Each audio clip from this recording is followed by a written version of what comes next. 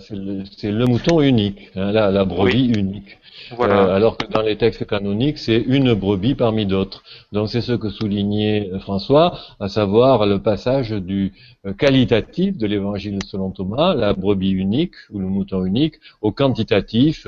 Il y a plus de joie dans le ciel pour un pécheur qui se repent que pour 1000 justes, etc. Vous voyez.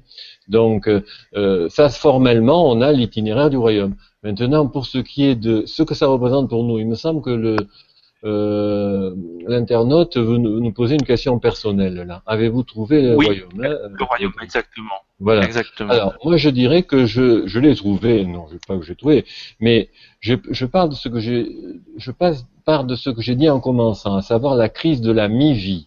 À moitié de la vie, on se dit que, alors, on a tout, on a une maison, une femme, des enfants, un métier. Enfin, espérons-le. Actuellement, c'est pas toujours le cas, hélas.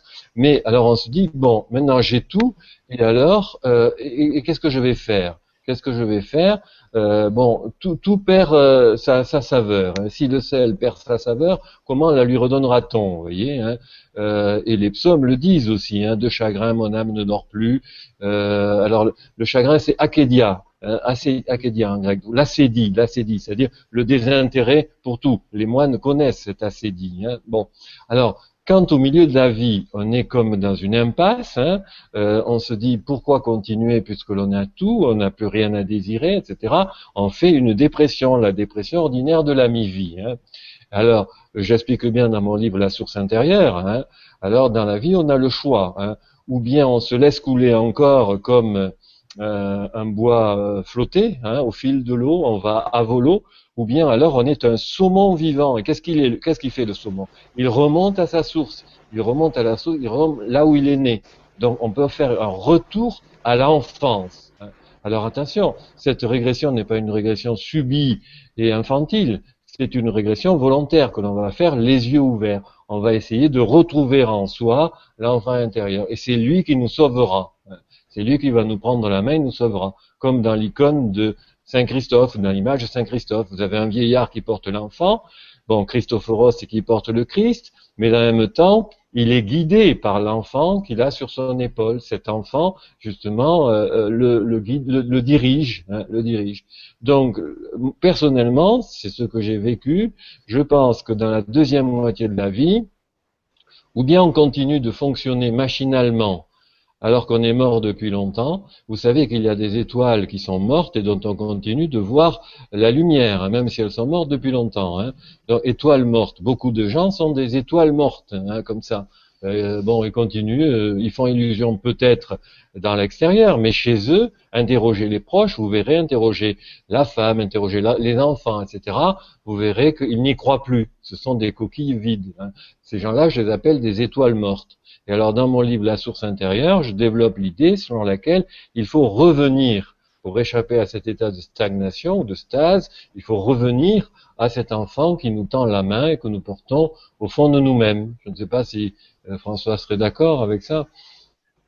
Oui, j'aime l'image de l'enfant, hein, on pourrait en parler dans l'évangile de Thomas parce qu'elle est un peu différente de celle qu'elle est dans dans les évangiles canoniques. L'enfant, c'est le petit enfant, c'est celui qui est totalement spontané et qui est totalement unifié. Oui, il n'a pas peur. Il Il n'a pas réagit peur. d'un bloc. Hein, on Mm. peut, mais pour répondre à la question, où est-ce que j'en suis, moi personnellement, d'abord, je ne sais pas si c'est très important parce que mon parcours, ben voilà, c'est mon parcours, mais euh, je voudrais revenir au Logion 2 qui dit que celui qui cherche continue de chercher jusqu'à ce qu'il trouve, et puis, hein, donc chercher, trouver, être troublé, admirer et régner sur le tout, comme il le dit, ou entrer dans le royaume. Ce sont 5 étapes, mais ce sont 5 étapes qui ne sont pas forcément séquentielles. Pour certaines choses, moi je cherche toujours et je pense que je chercherai encore très longtemps. Parfois j'ai l'impression d'avoir un peu trouvé. Il y a certainement des choses où je suis troublé. Il y a des choses que j'admire, mais oui bien sûr. Et peut-être que de temps en temps, je me sens pas trop loin du royaume, mais essentiellement à travers le contact avec les personnes. Et je pense que pour moi, ça c'est une clé importante dans la vie, c'est de pouvoir entrer en contact en profondeur avec des personnes autour de soi, et c'est une Oui. grande chance. Oui, François, parce que bon, heureux les solitaires, et moi je partage tout à fait ça, peut-être que j'ai un tempérament plus introverti aussi qui me porte à cela, la solitude, mais surtout, il ne faut pas confondre la solitude qui est féconde, bénéfique. Hein, Beata solitudo, sola beatitudo, comme disait Saint Bernard de Clairvaux, bienheureuse solitude, seule béatitude. Alors il ne faut pas confondre cette solitude qui est féconde avec l'isolement. Et là, vous avez raison, François, ce qui est catastrophique, c'est l'isolement, c'est-à-dire n'être en contact avec personne. Hein. Mais la solitude elle-même est quelque chose de bénéfique, de très fécond. Hein. Et seul celui qui sait être seul peut après s'ouvrir vers les autres et bien se socialiser. Vous voyez? Donc, on confond très souvent les deux choses. On n'aime pas la solitude, mais en fait, nous sommes seuls. Et c'est pour ça qu'elle fait l'objet, cette solitude, d'une béatitude dans l'Évangile, selon Thomas. Heureux les solitaires. Et alors, bien sûr, la solitude n'a rien à voir avec l'isolement. Parce que cette solitude, quelque part, est un petit peu la base nécessaire à l'unification. Absolument. Oui. Dans la mesure où se poser soi-même, être en bonne compagnie avec soi, c'est pouvoir être de bonne compagnie avec l'autre. Absolument. Seul celui qui sait être seul s'ouvre ensuite vers les autres. Hein. Mais la plupart des gens vivent pour eux-mêmes, c'est-à-dire de façon égocentrée, et par les autres. Alors qu'il faudrait vivre par soi-même et pour les autres. C'est deux choses tout à fait différentes. Hein. Par soi-même, c'est-à-dire avoir une certaine autarcie, savoir se suffire à soi-même et se faire face à soi-même en solitude. C'est une très bonne chose. Hein, pour retrouver l'archétype intérieur, l'enfant intérieur, etc. Et alors, on s'ouvre vers les autres. Hein. Mais il ne faut pas traiter les gens comme des moyens, il ne faut pas les instrumentaliser pour fuir sa propre solitude. Regardez les petites annonces dans les journaux, n'en pouvant plus de solitude, cherche l'âme sœur. Mais à ce moment-là, on réifie autrui, on en fait un moyen, justement, pour se fuir soi-même. Il vaudrait mieux prendre un animal de compagnie ou un poisson rouge, vous voyez, quelque chose comme ça. Hein. Bon, donc, savoir être seul, c'est une chose. C'est pour ça que moi, je suis très sensible à ce que dit Thomas là-dessus. Heureux les solitaires, hein, car c'est à eux qu'appartient le royaume. Bon, et ensuite, alors après, on s'ouvre vers les autres.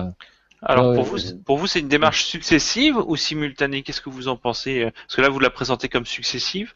Je pense que on ne peut pas faire l'économie d'être face à soi-même. Hein. Donc c'est un premier temps. Hein. Après, on s'ouvrira sur les autres, hein, vers les autres. Mais ne mettons pas la charrue avant les bœufs et ne nous accrochons pas aux autres pour nous fuir nous-mêmes. C'est ça le divertissement, j'ai dit tout à l'heure, divertere, se détourner de soi-même, c'est-à-dire perdre son centre, se décentrer. Pascal a parlé du divertissement pour le critiquer, vous voyez. Donc,